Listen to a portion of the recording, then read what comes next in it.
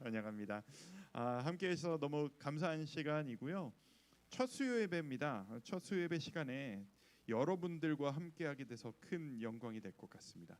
수요 예배라는 것이 사실 그 시간에 좀 시간이 돼야 되고 이동할 수가 있어야 되고 여러 상황이 맞춰져야 나올 수 있는 게 수요 예배인데요. 그래서 아마 여러분들은 다른 주일에 뵙는 성도님들보다는 그래도 좀 얼굴을 이렇게 뵐 기회가 조금 많은 편이실 것 같아요. 앞으로 그래서 조금 더 친숙한 마음으로, 친밀한 마음으로 매주 뵐 때마다 반가운 얼굴로 이렇게 진행을 좀 하도록 하겠습니다. 수요예배를 시작하면서 이제 참 많은 생각들이 있었어요. 수요예배를 어떻게 진행하면 좋을까? 그냥 단순하게 이제 주일과 똑같은 그냥 설교 예배 이거보다는 주일에 어떤 색깔이 있고 그 다음에 또 수요 예배의 색깔이 있고 온라인 새벽 예배 우리 매일 주와 함께 매일 올려드리는 거기에 색깔이 있고 이런 식으로 좀 달라지면 좋겠다라는 생각이 들더라고요. 창 좀 보여주시면 이거 이렇게 보여지면 온라인도 이게 그냥 나가는 거죠. 뒤에서 계속 이렇게 저렇게 옮기셔야 되겠네. 오케이, 좋습니다. 자, 이렇게 진행이 됩니다. 자, 이제 다시 저 한 번만 다시 보여주세요. 딱 분위기를 봐서 아시겠지만 이제 수요 예배는 주일 예배와는 좀 다른 분위기로 진행을 하려고 합니다. 주일 예배는 우리가 온 교인들이 함께 모여서 주님께 경배와 찬양을 올려드리고 우리가 주님 앞에 말씀드리는 그런 좀 엄숙하고 진지한 시간으로 진행이 된다면 수요 예배는 우리가 이 하나님의 말씀을 손에 들고 이 말씀을 가지고 편안하게 대화 나누고 이야기하면서 때로는 강의같이 때로는 기도회같이 때로는 우리의 실생활에 연결되어지는 그런 이야기들로 수요 예배를 좀 진행하려고 합니다. 특색을 하나 좀 보여드리면 다시 창 보여주세요. 성경 스토리가 이런 식으로 쭉 진행이 됩니다. 성경이 창세기부터 요한계시록까지 시간 순으로 쭉 진행되어지는 어떤 스토리가 있는데 이 스토리들 중에서 이런 식으로 이게 저게 제 얼굴에 가렸는데 저게 주일 예배라고 쓴 거예요. 주일 예배는 이 수많은 이야기들 중에서 한 부분을 푹 찔러서 그거를 깊이 있게 쭉 파고 들어가는 거예요. 그래서 그 스토리를 뛰어넘어서 우리의 삶으로까지 깊이 있게 쭉 그러니까 좁고 깊게 파는 것이 우리 주일 예배의 말씀 전달이 되겠고요. 우리가 또 그 다음에 시작한 우리 매일 주와 함께 온라인 새벽 예배가 있습니다. 그건 이런 식으로 진행이 되는 겁니다. 스토리의 진행을 훑으면서 지나가긴 하는데 퉁퉁퉁퉁퉁 뛰면서 지나가는 겁니다. 우리가 그리스도 중심 성경 읽기를 매일 하고 있잖아요. 그 성경 읽기를 하면서 그 이야기를 모두 다 훑는 게 아니라 하루를 시작하면서 오늘 읽은 말씀 중에서 요거 한 포인트 가지고 기도하고 시작하자. 오늘 하루 종일 이거 기억하면서 묵상하면서 가자라고 하는 묵상 한 포인트씩만 찍어드리면서 그 마음을 가지고 나아가는 것이 매일 주와 함께 온라인 우리 성경 묵상이 되겠습니다. 수요 예배가 등장했단 말이죠. 수요 예배는 이 중에서 어떤 식으로 가느냐? 이런 식으로 가는 겁니다. 얇고 길게 쫙 훑는 거예요. 성경의 스토리를 처음부터 끝까지 쫙 시간 순으로 훑을 겁니다. 이 말은 뭐냐면 주일 예배같이 한 이야기 한 사건 한 사건을 깊이 있게 푹 파기보다는 성경 전체를 흐르고 있는 메인 주제 가장 중요한 그 스토리 큰 그림을 그려가면서 훑어가는 이야기 이런 식으로 이야기를 좀 진행을 하려고 합니다. 좀 덥지 않으세요? 그렇죠. 에어컨 조금만 더 올려주시면 좋을 것 같아요. 이게 분당우리 교회에서도 드림센터에 에어컨 온도 잡는데 한 3달이 걸렸어요. 저희가 이제 이렇게 하면 너무 춥고 이렇게 하면 너무 덥고 어디는 춥고 어디는 덥고 동시에 막 이런 게 항상 있어요. 지금 계속 테스트를 하고 있으니까 조금만 기다려 주시고 혹시 내 자리가 바람이 떨어져서 춥다 그러면은 신기하게 자리를 몇 자리만 옮기시면은 마법같이 더워지는 그 놀라운 일이 벌어지니까 자리를 잘 찾아가시면서 그렇게 하시면 되겠습니다. 자, 퍼즐입니다. 이거 해보셨어요? 이게 직소 퍼즐이라고 그래요. 원래 정식 이름은 퍼즐. 제가 어릴 때 온 가족이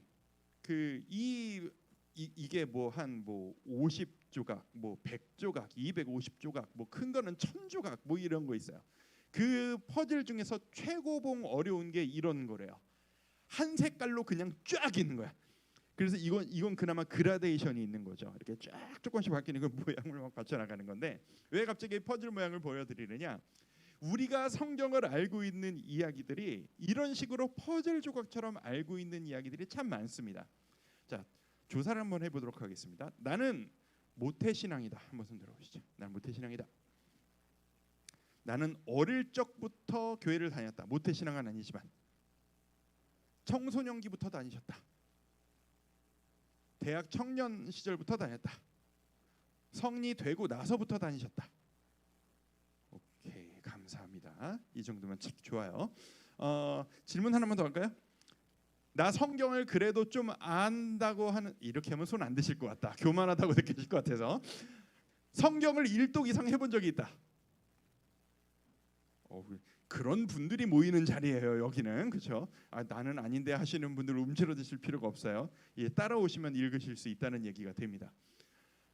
지금 손을 드시고 1독 이상 하신 분들이 지금 한 반 이상이 앉아 계신 이 자리에, 그리고 나중에 뭐 이 영상을 보시게 될 분도 있으실 거고 동기부여를 좀 받으셨으면 좋겠는데, 이 정도 성경을 읽으셨고 신앙생활을 이 정도 하셨으면 여러분이 알고 있는 성경 이야기란 적지 않으실 겁니다. 뭐 다윗의 이야기, 요셉의 이야기, 요즘 우리가 주일에 하고 있는 이삭 이야기, 이런 이야기들이 처음 듣는 이야기는 아니시잖아요. 이 이야기들이 처음 듣는 이야기가 아닌 알고 계신 이야기인데, 이 이야기가 연결되어져 있다라고 하는 그 연결고리에 대한 그 인식을 우리가 갖기가 좀 어렵습니다. 저 퍼즐이 의미가 있는 건 1000조각이 있으면 1000조각이 얼개가 다 있어요. 요 조각과 요 조각이 연결되어져야만 하고, 다른 조각이 이 순서에 끼어 들어가면 뭔가가 이상해지고 안 맞는 게 생깁니다. 퍼즐은 어떻게 될 때 퍼즐로서의 궁극적인 가치가 생기냐면, 그 1000조각이 모두 다 원래 들어가야 될 순서에 딱딱딱딱딱 들어맞아서 모든 조각이 하나의 그림으로 완성되어질 때 퍼즐은 퍼즐로서의 존재 가치를 가집니다. 성경이 그렇다는 거예요. 우리가 알고 있는 이삭이, 아브라함의 이야기, 이삭의 이야기, 야곱의 이야기, 요셉의 이야기, 그 이후에 출애굽으로 이어지는 이야기, 그 위에 모세와 그 다음 광야의 방황과 이어지는 쭉 모든 이야기가 사실은 우리가 그 조각 하나하나를 보면서 은혜를 받고 그 말씀들로 인해 우리의 삶이 변화되어지고 우리가 그것을 인해서 힘을 얻고 삶이 변화되어졌지만, 사실 이 성경은 여러분이 은혜 받았던 그 이야기들은 저 한 조각 한 조각에 불과했었다는 것. 모두가 한 얘기로 이해될 때 한 조각도 그렇게 아름답게 우리의 삶을 변화시켰는데, 저것들이 모여서 커다란 한 그림을 그려갈 때 우리는 얼마나 놀라운 일들을 경험하게 될 것인가.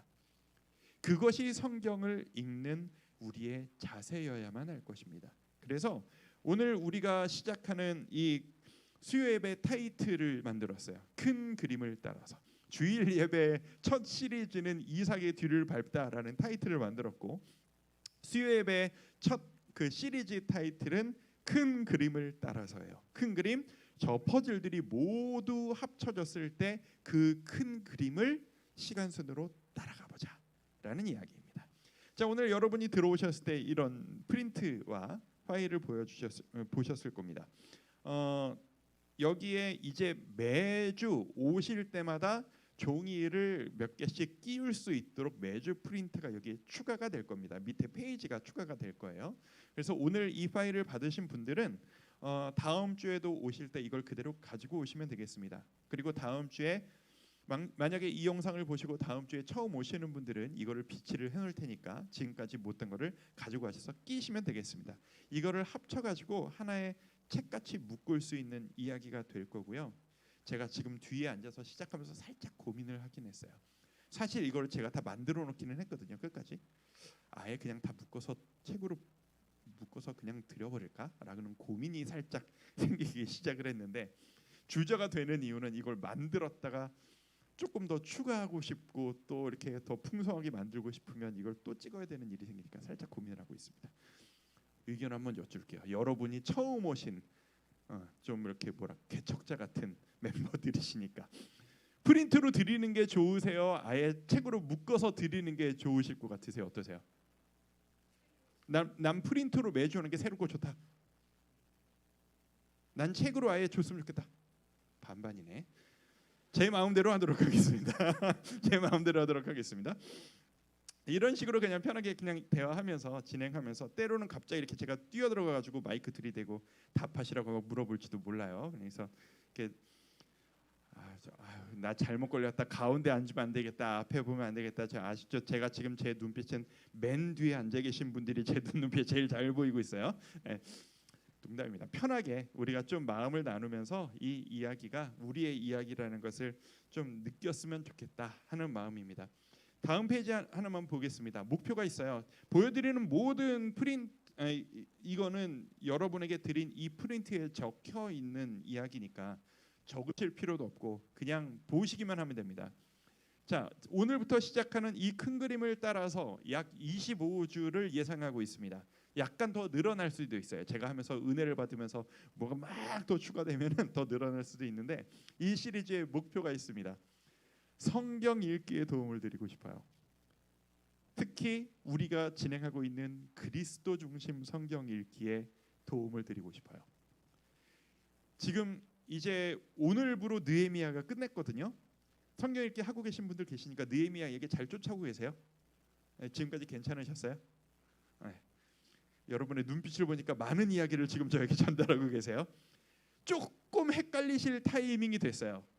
이제 내일부터 시작하는 에스더 정도까지 되면 구약의 이야기가 시간상으로 마지막까지 가거든요. 에스더 이후 성경부터는 순서가 뒤죽박죽이에요. 이게 막 앞으로 갔다 뒤로 튀었다 이렇게 왔다 갔다 해요. 그러면 여러분이 대혼란에 빠지기 시작할 겁니다. 그리고 선지서로 들어가면 이거 어디서 봤던 얘기 같은데 또 나오는 것 같은데 내가 그때 졸아서 그런가 똑같은 얘기인가 막 이런 막 이렇게 막 착각들과 이게 생기기 시작하실 거예요. 그걸 도와드리겠습니다. 시간 순으로 쭉 이렇게 연결되는 이야기다. 영화를 볼 때 가끔 영화를 보면 진짜 뭐 명작들 막 작품성 있는 영화들을 보다 보면 그 요즘 청년들 막 이런 거예요. 이 영화 나는 몇 번 봤다. 이런 거 막 유행하고 막 게시판에 올리는 거 보신 적 있으세요? 나는 이 영화 5번 정주행. 그거 뭐냐면 너무 어려운 영화인데 나는 5번 봐서 이 내용을 다 파악했다 이런 이야기예요. 성경이 그래요. 근데 그렇게 영화 보는 사람들이 한 번 봐도 이해를 할 수 있는 방법이 있는데 리뷰를 보는 거예요. 전문 평론가들이 이 영화에 대한 해설, 뭐 요즘 유튜브 보면 그런 거 많잖아요. 쭉 쉽게 풀어준 이야기를 보고 영화를 보면 한 번 봐도 이해를 다 할 수가 있어요.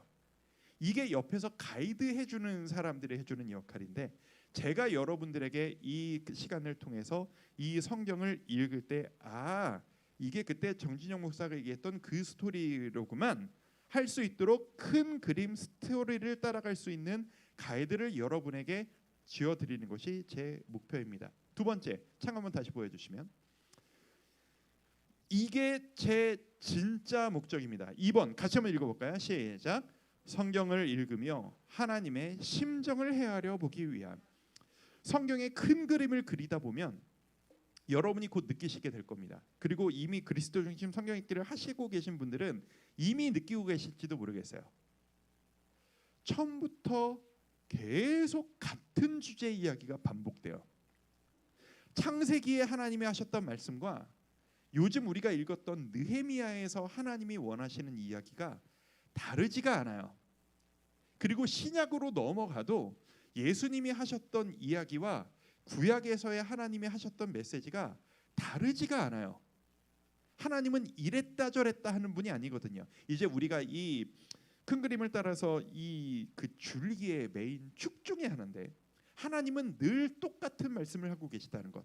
창세 때부터 지금까지 똑같은 말씀을 하고 계시다는 것. 그게 중요한 축인데 이거를 끊임없이 사람은 계속 바뀌고 시간은 계속 흘러가고 나라도 바뀌고 나라가 망하고 새로운 사람이 태어나고 왕이 바뀌는데도 똑같은 계속 이야기를 하시는 이 하나님의 이야기를 읽다 보면 스물스물 우리 마음 가운데 이런 생각이 들기 시작합니다. 하나님 속이 터지시겠다. 라고 하는 생각이 들기 시작합니다. 왜냐?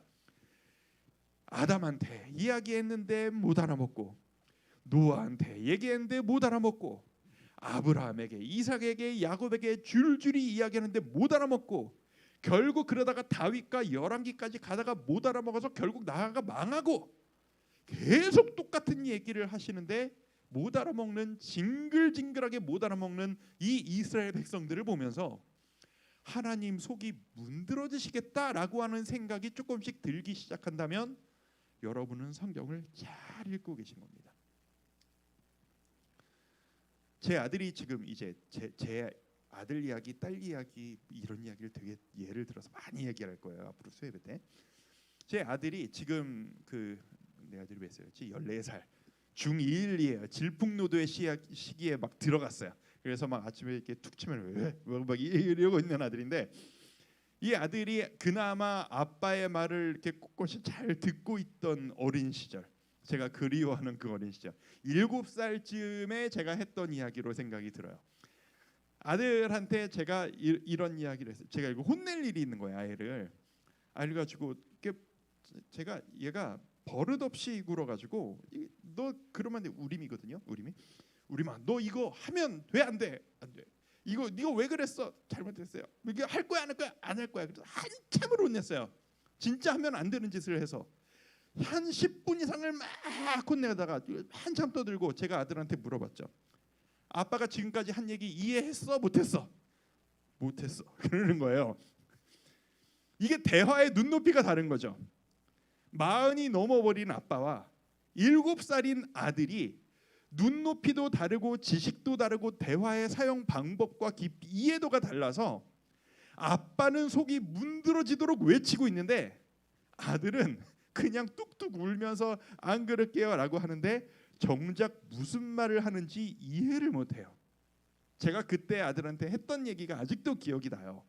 하나님이 나를 지금 이렇게 보고 계시겠구나. 내가 말하면서 제가 깨닫는 거야. 제가 그때 아들한테 뭐라고 얘기를 했냐면, 우리가 아빠가 하는 말 무슨 말인지 모르겠어? 모르겠어. 그러면 아빠가 너 좋아하는 거 알아볼라. 알겠어. 아빠가 너를 위해 하는 얘기는 너를 위해 하는 얘기라는 거 알아볼라. 알아. 근데 너를 위해 하는 얘기니까 왜 그렇게 해야 되는지 모르겠어도 아빠가 하라는 대로 하면 너한테 좋을 거라는 거 알아볼라. 알아. 그러면 때로는 아빠가 하는 얘기 이해 안 가도 아빠가 하라는 대로 할 수 있어? 함께요. 제가 말을 하면서 하나님 심정이 이해가 가기 시작했어요. 나한테 하나님이 지금 딱 이 마음이시구나. 성경을 아무리 봐도 이해를 못 해먹어. 오늘도 설교 준비 하루 종일 하다가 여기 섰거든요. 설교를 준비하고 묵상을 하고 저는 대학교 나오고 신학 대학원까지 나오고 20년 동안 설교하고 묵상을 매일 하는데도 날로 새로운 게 이 말씀이에요. 아직도 모르는 게 너무 많아요. 우리가 하나님을 이해할 수 있어요, 없어요? 다 못해요.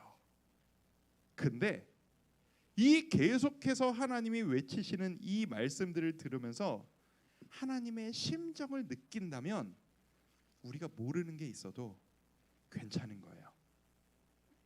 하나님이 지금 나에게 하시는 이 말씀이 도대체 왜 이렇게까지 요구하시는지 모르겠고, 내가 왜 욕심을 내지 말아야 하는 건지 이해를 하지 못하겠고, 나는 돈과 명예가 이렇게 좋은데 왜 그거를 추구하지 말라고 하는지 이해는 못하겠는데, 하나님이 이렇게까지 나에게 말씀하시는 걸 보니 이유는 모르겠지만 나를 사랑하시는 게 확실하신 하나님 앞에 나아가는 게 옳겠다. 이게 우리가 성경을 읽으면서 가져야 될 기본 자세라는 겁니다. 그래서 제가 말하면서 시계를 자꾸 보는데 이런 식으로 가다가 큰일 났어요. 서문하다 끝나겠어요. 자, 성경이 도대체 무슨 책이냐? 오늘은 어떤 식으로 진행할 거냐면, 수요예배를 매주 어떤 식으로 진행할 거냐면, 프린트에 따라서 성경 이야기를 막 훑어드린 다음에, 그리고 그 중에 한 포인트를 찍어서 우리 여러분과 함께 기도하는 시간을 가지고, 그리고 기도하면서 개인 기도 시간으로 쭉 들어가면서 오늘 마무리를 하도록 할 텐데요. 이제 저와 함께 이런 이야기를 나누는 시간들 한 30분 정도, 좀 분위기가 괜찮다 하면 35분 정도 이렇게 진행을 좀 하도록 하겠습니다. 오늘은 이 서론으로서 창세기 1장 1절까지 얘기를 하고 마치는 게 오늘 저의 목표인데, 성경은 무엇을 말하라고 쓰여진 책인가? 이것을 우리 큰 그림으로 먼저 바꿔 들어갑시다. 자, 존 스토트가 한 유명한 이야기가 있습니다. 따옴표의 이야기, 여러분 프린트도 있습니다. 같이 한번 읽어볼까요? 자, 시작. 성경 메시지의 핵심은 하나님이 그분의 손에서 심판받게 받아 마땅한 게 없는 바로 그 반역자들을 사랑하신다는 것이다. 쉬운 말로 뭐냐? 징글징글하게 하나님 말을 듣지 않는 반역자 같은 이 죄인들을 하나님은 사랑하신다. 그 이야기를 우리에게 전해주시려고 이 성경책을 우리 손에 쥐어 주셨다라는 이야기입니다. 그래서 목사로서 여러분에게 원하는 바, 저의 목표, 주와 함께 교회가 시작하면서 진짜 우리 교회가 집중하기를 바라는 목표, 우리 모두가 성경을 조금이라도 더 읽으면서 우리가 성경을 통해 하나님의 심정을 깨닫고 나의 일상 가운데 내 삶의 모든 순간을 하나님과 함께하면서 승리하기를 원하는 것, 그게 제가 우리가 함께 누렸으면 좋겠다라고 하는 방향성입니다. 하나님이 나를 그렇게 사랑한다는 사실, 성경을 통해서 우리는 철저하게 깨달을 수 있습니다. 이거는 제 경험이기 때문에 저는 말할 수 있습니다. 제가 성경 읽다가 죽다 산 사람이고요. 큐티하다가 죽으려고 하다가 큐티하다가 제가 회복되고 치유된 적이 있는 사람입니다. 말씀 묵상이 얼마나 사람을 변화시키고 죽는 사람도 살릴 수 있는 놀라운 역사가 되는지, 그리고 하나님이 진짜 나랑 상관없는 분 같은데 성경을 통해서 지금 네 옆에 내가 있어 이놈아 라고 말씀하시는 나를 뒤흔드시는 그 역사를 저는 경험한 적이 있기 때문에 제가 경험했던 이야기를 여러분에게 전달해드려서라도, 끌고 가서라도 여러분이 이 말씀 앞에 직접 서게 해드리고 싶습니다. 그런데 이 스토리가 우리를 사랑하시는 이야기라고 제가 했잖아요. 중요한 그림을 하나 보여드리겠습니다. 이 성경이 결국 누구를 알려주느냐? 예수님, 그리스도에게 집중된 책이라는 거예요. 이 정도는 들으셨는지 모르겠어요. 구약의 모든 이야기는 누구를 향해서? 그리스도가 오시기까지 예수님의 오심을 준비하는 과정으로서, 신약의 이야기는 어떻게? 이미 오신 그 예수 그리스도를 증거하고 확장되는 이야기를 통해서 전해지는 것, 이게 바로 성경의 핵심입니다. 그래서 우리가 그리스도 중심 성경 읽기를 하는 거죠. 모든 이야기들이 그리스도가 대변되어지는 그 놀라운 이야기로 확장되어져 가요. 재밌는, 자, 이런 게 있어요. 자, 성경은요 과학을 증명하기 위한 책이 아니에요. 성경은요 우리의 자녀 교육을 알려주기 위해 쓰여진 책이 아니죠. 성경은 무엇을 알려주기 위한 책? 예수님이 누구신가를 알려주시기 위한 책이에요. 철저하게 그 관점에서 쓰여진 거예요. 그래서 예수님에게 가까이 가는 이야기일수록 성경은 강력해져요. 그 이야기를 반복하고 집중하고 계속해서 그 이야기를 강조해요. 근데 예수님에게서 먼 이야기일수록 희미하게 가요. 자, 이게 도대체 무슨 얘기냐? 제가 주일학교 사역을 되게 오래 하면서 수많은 상담을 하면서 정말 많이 받았던 학부모님들한테 들었던 질문 중에 하나가 뭐냐 하면, 제가 아들을 어떻게 키워야 하는지 성경에서 좀 찍어주세요 라고 하는 이야기, 저한테 기도 부탁을 하시면서 물어보시는 이야기, 우리 딸이 여기 대학을 가는 게 좋을까요? 저기 대학을 가는 게 좋을까요? 제가 지금 고민하고 있는데 빨리 퇴직을 해서 창업을 하는 게 나을까요? 끝까지 이 직장에 붙어 있는 게 좋을까요? 이런 이야기를 우리는 성경에서 찾고 싶어요. 그렇죠? 근데 그런 이야기 성경에 나와요, 안 나와요? 안 나와요. 그런 이야기는 어떤 이야기? 아까 그 그림에 따르면 그리스도로부터 멀리 있는 이야기, 희미한 이야기. 정작 성경이 집중하는 이야기는 뭐죠? 내 삶에 그리스도가 살아 숨쉬고 있는가?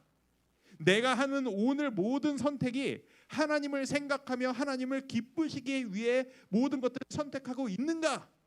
이 이야기가 강력해요. 근데 우리는 저 먼 이야기를 알고 싶어 하죠. 저 강력해진 십자가와 관련된 구원과 관련된 이 중요한 이야기가 우리가 믿는 것과 다른 이야기를 한다? 우리는 그거를 이단이라고 해요. 구원의 이야기. 우리는 예수 그리스도를 믿음으로만 구원받는다라는 것을 믿는 사람들인데, 믿음으로만 되지 않고 좀 어떤 행동까지는 좀 하고 열심은 좀 해서 어느 정도는 쌓아야 구원받는 거야 라는 말을 한다면 강력한 이야기에 대한 다른 이야기 때문에 그 사람들을 우리는 이단이라고 해요. 그런데 먼 이야기, 창조할 때 하나님이 이 세상을 창조하셨을 때 이런 모양으로 창조하신 건가요? 저런 모양으로 창조하신 건가요? 뭐 이런 많은 얘기 하거든요. 무슨 뭐 그 역사적 그 뭐 젊은 지구론 무슨 창조 과학 뭐 이런 얘기 들어보셨죠?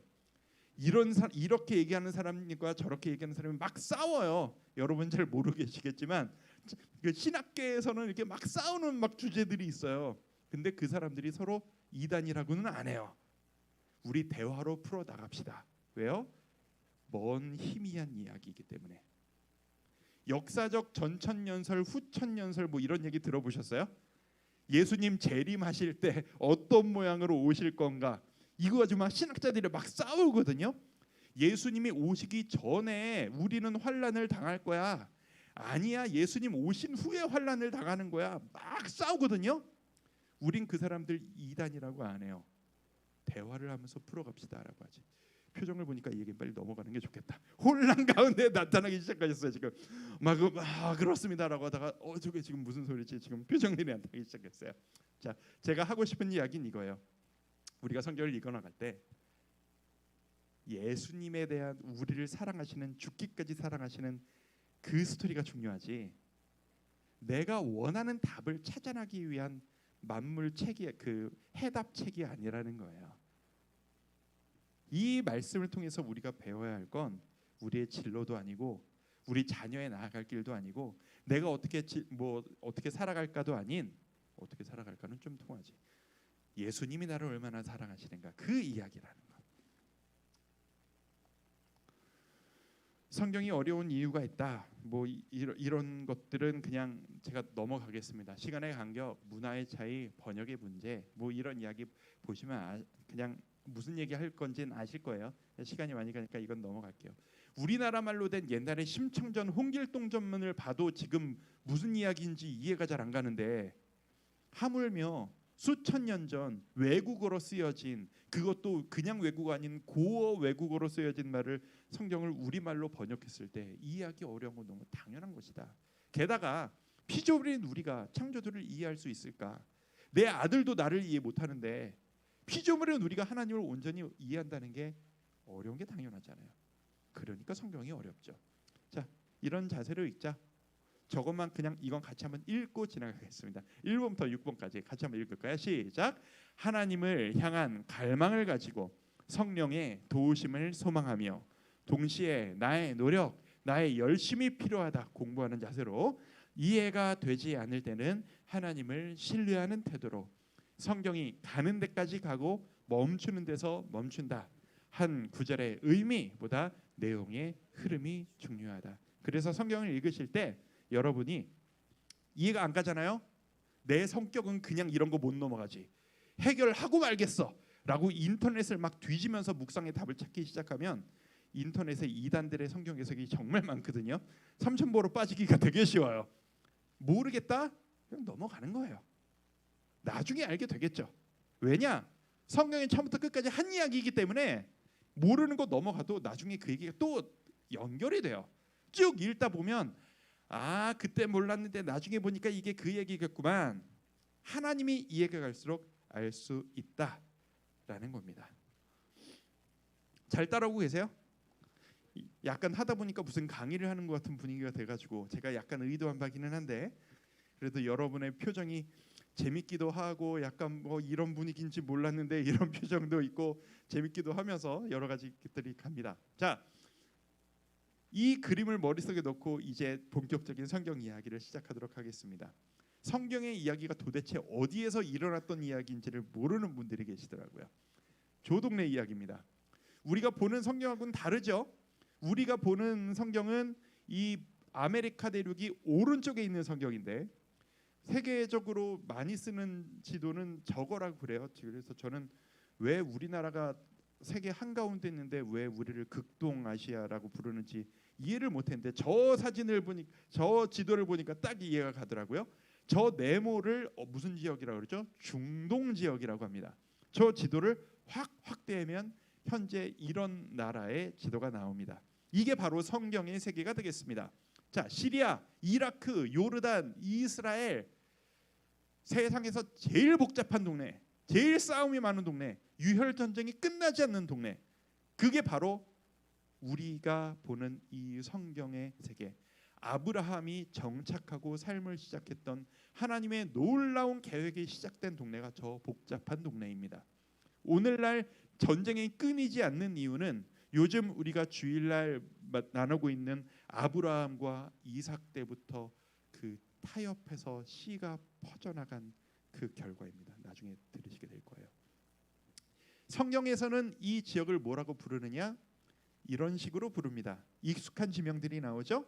가나안이라는 지역이 나옵니다. 저 가나안 지역이 오늘날의 이스라엘 지역이고 뭐 이런 식으로 이해하시면 돼요. 이스라엘은 나라 이름이고 가나안은 지역 이름입니다. 우리나라를 대한민국이라는 나라 이름으로 부르지만 지정학적으로 한반도라고도 부르죠. 이런 식의 명칭이라고 생각하시면 돼요. 가나안 땅, 그 지역. 그런데 아직 나라가 안 만들어졌어요. 이스라엘이라는 이름은 훨씬 뒤에 만들어져요. 가나안 땅에 가라. 그리고 저 지역에서 저 초록색 비옥한 초승달 지대라고 하는 저 지역에서 구약의 신약의 대부분의 이야기가 완성되어집니다. 제가 이거 지도 영상에서는 안 보이시겠지만 오신 여러분들을 위해서 어디에선가 에덴 동산이 시작됐어요. 그러다가 노아의 홍수와 여러 일이 있은 다음에 바다와 이게 다 만들어지고 아브라함으로부터 예수님 그 하나님이 예수님을 보내셔서 너희를 구원하겠다라고 하는 첫 계획을 아브라함으로부터 전달하셨거든요. 아브라함이 살았던 동네가 여기에서 너의 본토 친척 아비집을 떠나 내가 너에게 지시한 땅으로 가. 이건 이렇게 그 지역이 여기에서 받은 이야기예요. 쭉 올라가서 여기 하란 지역에서 아버지에게 데려가 죽어요. 그래서 포기하지 않고 여기까지 쭉 내려와요. 여기서 정착합니다. 여기에서 누구야 조카 롯과 갈라지고 소돔과 고모라 이 동네에서 있었던 이야기입니다. 그리고 막 자식을 낳고 요셉이 애굽으로 내려가죠. 출애굽합니다. 올라옵니다. 여기 내려가서 시내산 올라가서 십계명 받고 올라가서 광야 막 하다가 여기서 출애굽 말이 생각이 안 나니 뭐죠? 여호수아 전쟁하고 그 다음에 남유다 북이스라엘 막 갈라치고 싸우고 막 이런 식으로 하는 이야기. 그러다가 아수르 이스라엘로 포로로 이렇게 다 흩어져서 분해되고 남유다 이쪽으로 삥 해가지고 바벨론으로 포로 끌려갔다가 여기까지가 지금 우리가 읽은 느헤미야 이야기예요. 제가 시간순으로 쭉 훑은 거예요. 이제 이 안에서 내일부터 이 땅에서 한 여인이 최강대국인 바사 페르시아 땅의 왕후가 되는 이야기가 내일부터 읽는 에스더 이야기고 여기에서 포로로 돌아와서 다시 성전 짓는 이야기를 오늘까지 읽으셨습니다. 이거 진짜 할 얘기 많은데 그냥 펑펑펑 뛰면서 하니까 되게 감질나고 아쉬워 죽겠네. 이거 가지고 몇 시간을 얘기할 수 있는 얘기를 제가 지금 20분 만에 끝내버렸어요. 진짜 재밌는 얘기인데 참 아깝습니다. 오늘은 이 이야기를 하고 지나가야 되겠기에 과감하게 갑니다. 이 이야기는 오늘 꼭 하고 우리 들어가고 싶어요. 창세기 1장 1절입니다. 같이 한번 읽어볼까요? 자, 시작. 태초에 하나님이 천지를 창조하시니라. 성경 암송을 나는 못해요라고 하는 사람도 모두가 다 외우고 있는 우리 전 그리스도인들의 암송 구절, 태초에 하나님이 천지를 창조하시니라. 여러분은 이 말씀을 믿으십니까? 만약 여러분들 중에서 나는 성경 말씀 다 믿고 신뢰하는데 하나님이 날 진짜 사랑하신다는 거 아는데 나는 저 창세기 1장 1절만큼은 잘 못 믿겠습니다 라고 하시는 분이 있다면 그것은 우리가 하나님이 원하시는 진짜 믿음은 아닙니다. 왜 창세기 1장 1절의 맨 첫 이야기를 내가 모든 천지를 만들었어 라고 받고 시작하셨을까?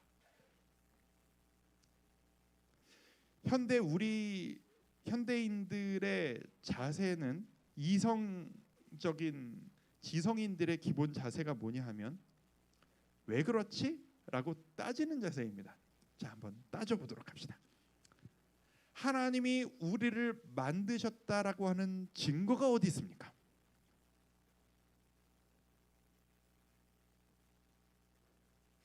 목사가 할 얘기냐라는 눈빛으로 저를 지금 쳐다보고 계셔서 한번 생각해 보자고요. 우리가 믿지 않는 사람들한테 계속 받는 질문이잖아요.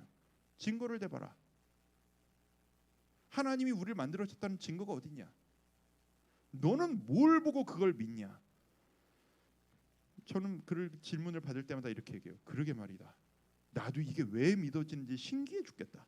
근데 나는 이 사실을 믿고 내 인생이 바뀌었다 라고 이야기를 해요. 성경은요, 오늘 이 이야기를 하고 싶어서 제가 지금까지 이야기를 했어요.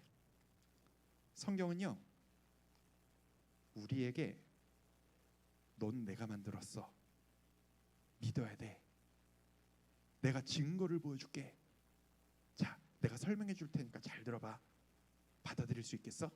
이해가? 라고 말씀하시지 않아요. 그냥 던지세요. 내가 너 만들었어, 끝이에요. 이 세상도 내가 만들었어, 말씀으로 만들었어, 끝이에요. 왜 설명 안 해주시죠? 하나님 너무하신 거 아니에요? 너무 강압적인 거 아닙니까? 상상을 해봤습니다. 오늘 아들 또 한 번 등장합니다.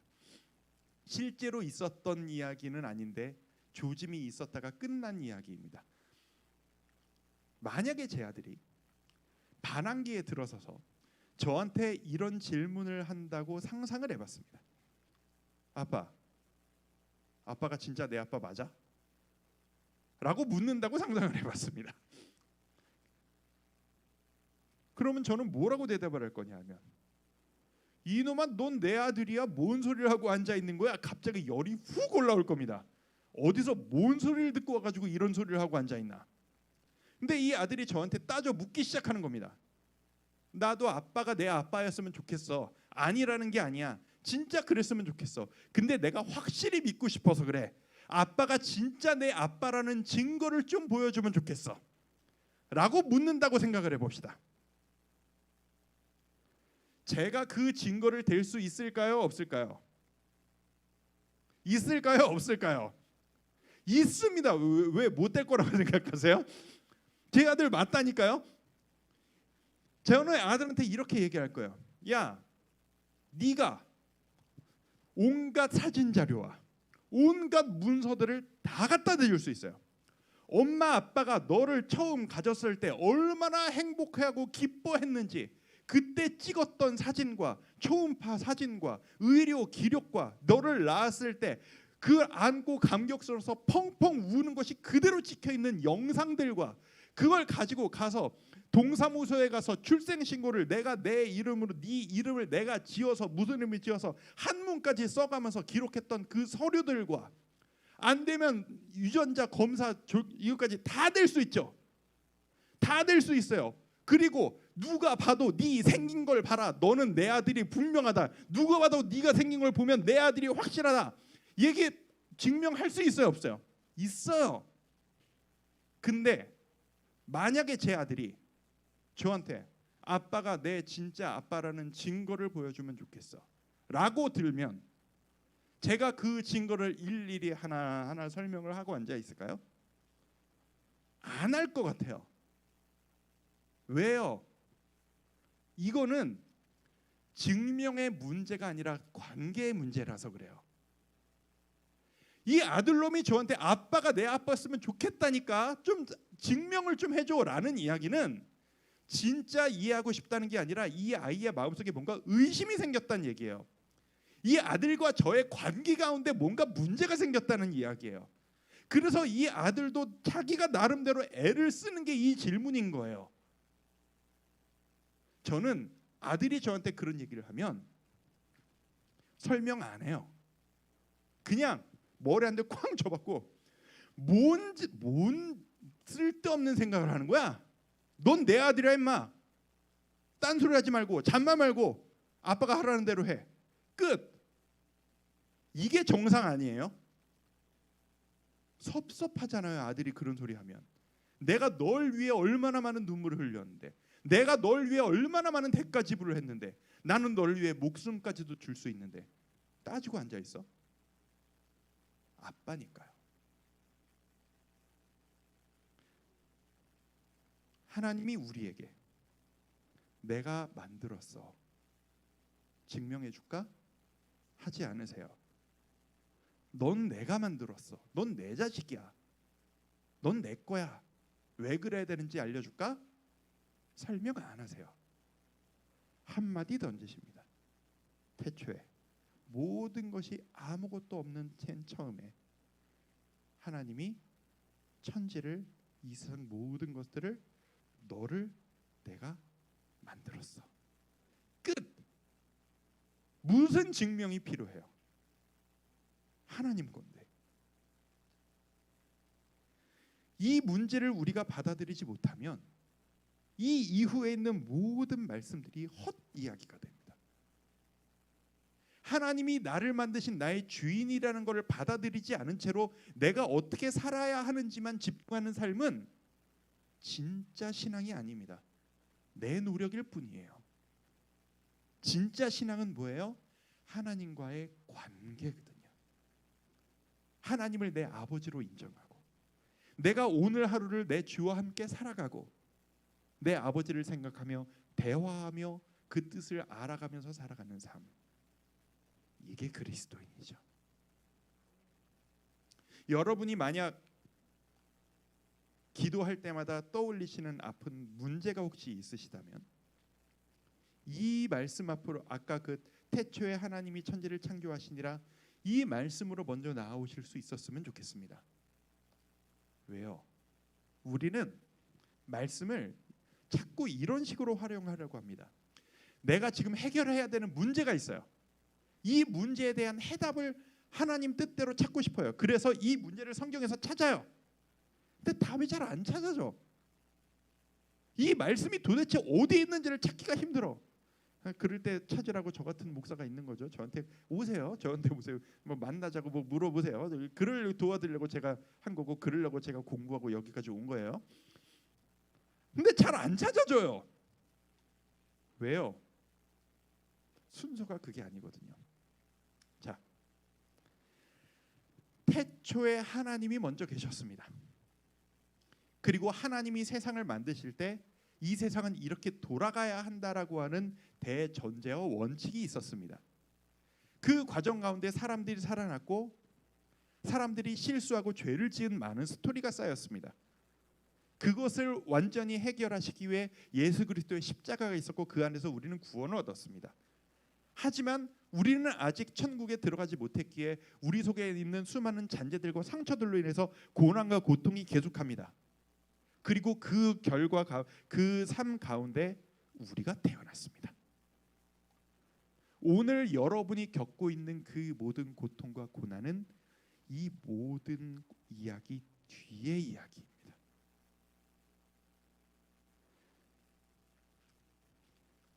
하나님이 먼저인가? 오늘 나의 문제가 먼저인가? 하나님이 먼저입니다. 내 문제를 전제로 받고 하나님 말씀을 찾기 시작하면 이 안에 있는 모든 말씀이 내 문제를 위한 말씀으로만 보이고 왜곡되어져 보이기 시작합니다. 우리가 성경을 볼 때 대전제, 태초에 하나님이 모든 것들을 만드셨다. 그리고 하나님께서 원래 계획하신 우리의 삶이라는 게 있다. 거기서부터 시작하는 게 우리의 순서입니다. 여러분 오늘 하루 어떤 삶을 사셨어요? 여러분 오늘 하루 어떤 부딪힘을 가지고 살아가셨습니까? 여러분은 그걸 가지고 지금 기도하러 나오셨죠. 매일 새벽마다 이 문제를 어떻게 해야 될까요?를 하나님한테 답을 얻고 싶어서 날마다 힘들어하며 기도하고 계시죠. 그 문제를 해결하는 것이 우리가 집중할 일이기 이전에 하나님은 어떤 분이신가? 하나님은 나를 어떻게 사랑하시는가?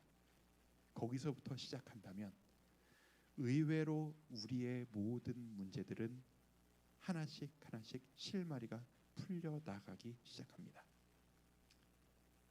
우리 모두의 삶에 나의 삶의 문제, 고민, 나의 안타까운 상처 이전에 하나님이 나를 만드셨다는 그 사실이 내 마음의 중심에 가장 깊이 뿌리를 받고 내려가 있으면 좋겠습니다. 성경 읽기의 모든 시작은 거기서부터입니다. 그리고 우리 삶의 모든 문제도 거기서부터 시작합니다. 자, 이제 이 이야기를 시작으로 앞으로 25주 동안 장장, 다음 주부터는 좀 재밌을 거예요. 오늘 딱딱한 이야기였죠. 다음 주부터는 이 태초의 모든 것들을 만드신 하나님께서 사람들을 어떻게 대하고 사람들은 어떻게 하나님을 배신하고 난리를 치기 시작하는지 다음 주부터 제가 옛날 이야기를 막 들려드릴 겁니다. 다음 주부터 재밌을 거예요. 진짜 재밌을 거예요. 그 이야기들을 들어 나가시면서 아, 하나님이 나를 이렇게 보시는구나. 아, 하나님은 이런 분이시구나 라는 깨달음이 우리 마음속에 있었으면 좋겠습니다. 그게 있다면 우리 삶의 모든 문제들은 쉽게 풀려나갈 수 있을 거라 생각합니다. 하나님의 말씀 우리의 희망입니다. 다시 한번 말씀드리지만 말씀이 우리 손에 쥐어져 있는 한 그 어떤 상황이라도 포기할 만한 상황이란 없습니다. 하나님의 말씀이 우리 손에 쥐어져 있는 한 여전히 희망은 있습니다. 여러분이 지금 비록 죽을 것 같고 힘들고 아무 희망도 없는 상태라 하실지라도 이 말씀 앞으로 나아가시기만 한다면 여러분은 다시 일어서실 수 있습니다. 제가 경험해 봤기 때문에 당당하게 말씀드릴 수 있습니다. 그렇게 살아가시는 여러분이 되셨으면 좋겠습니다.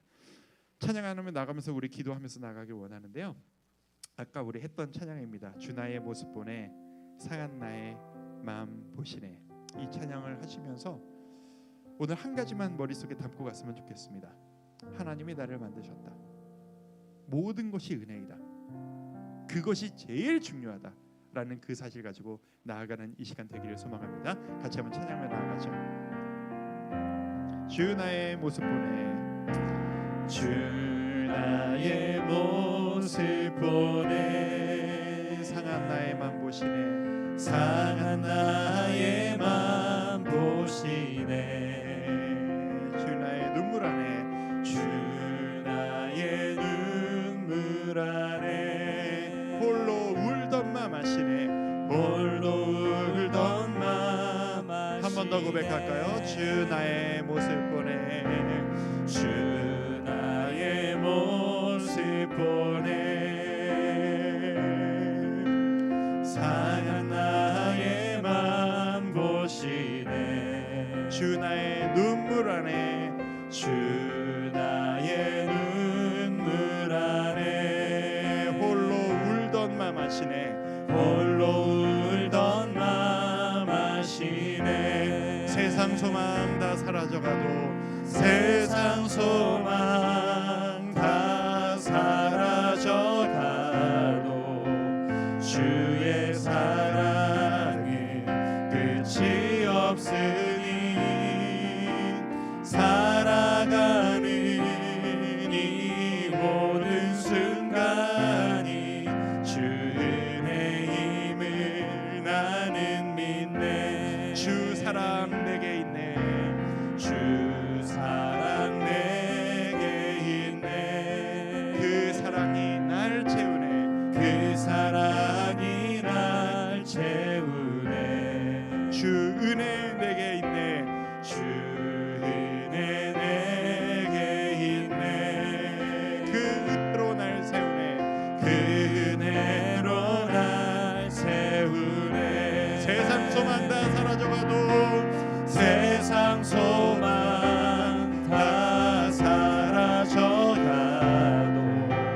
주의 사랑은 끝이 없으니 살아가는 이 모든 순간이 주 은혜임을 나는 믿네. 세상 소망 다 사라져가도 세상 소망 다 사라져가도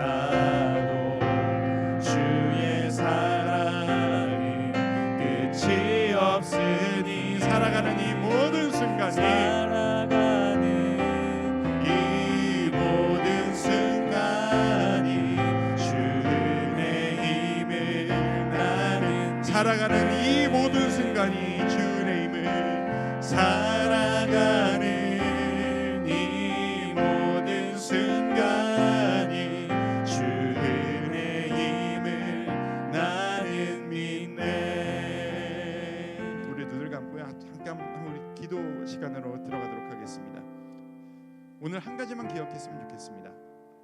여러분 이 자리에 오실 때 가지고 오신 여러분의 고민들이 있으시죠. 해결하셔야 되는 수많은 일들이 있으시죠.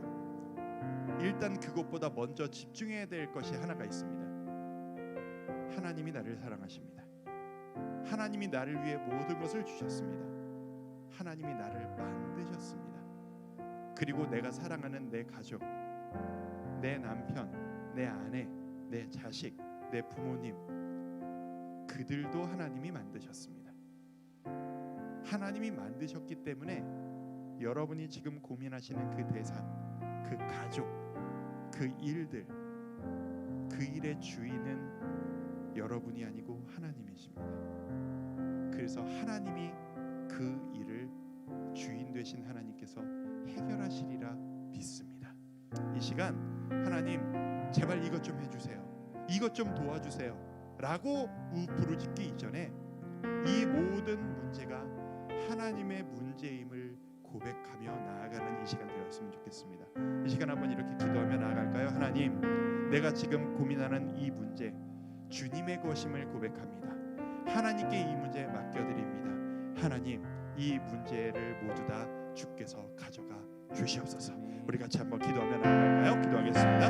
아버지 하나님, 하나님을 기도하며 나아갑니다. 아버지 하나님, 이 모든 문제들이 때로는 내가 왜 이래야 하는지 이유를 알 수 없는 이 모든 문제들, 아버지 하나님, 하나님 앞에 정말 이유를 알 수 없어서 고통스러워하는 이 모든 문제들이 아버지 하나님, 아버지 모든 것들을 주님께 맡기고 하나님 앞에, 아버지 앞에 모든 문제를 주님께 맡기는 이 시간 될 수 있기를 소망합니다. 아버지 하나님, 내가 지금 이 문제를 가지고 흘렸던 눈물들보다 아버지께서 더 많은 눈물을 흘리셨을 것이며 내가 애달아하는 저 사람들, 내가 저 사람을 향한 그 마음보다 저 사람을 만드신 하나님께서 더 많이 애달하고 계시다는 사실을 우리가 잊지 않고 기억하기를 원합니다.